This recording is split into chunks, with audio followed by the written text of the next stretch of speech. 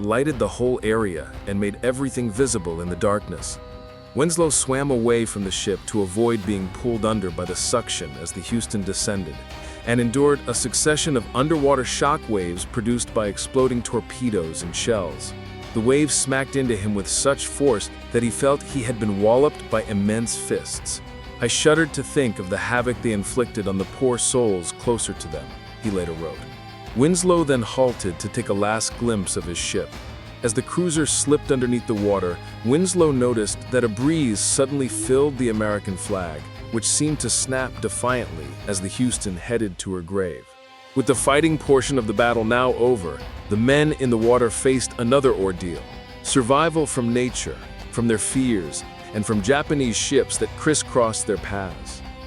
Fuel oil floating on the surface matted in the men's hair and clotted on their eyelids like weights. The thought of sharks and what they could do to the human body constantly hovered over them. Tiger Lyons from the Perth was paddling in the water when the concussion from a torpedo explosion caught up to him. The concussion forced a spurt of water up into his bowels and back out again, making him feel as if his insides had been smashed. Some men could not hold on for long. Lyons swam to a 44-gallon drum onto which two of his shipmates tenuously clung. When he neared the weary men, Lyons heard one of them mutter, "I'm leaving."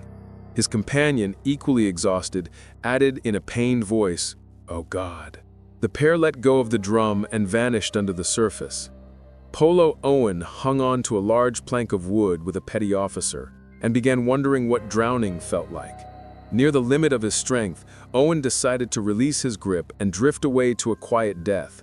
But he was jarred back to reality by the petty officer, who pleaded with him, "For God's sake, don't leave me." Owen, somewhat embarrassed, replied, "Sorry," and hung on with a tighter grip. The men, Americans and Australians alike, were physically and emotionally spent by their long struggle. Lieutenant Joseph Dalton of the Hudson was floating in a raft with other American survivors when a Japanese landing craft started towing it to shore a half-mile away.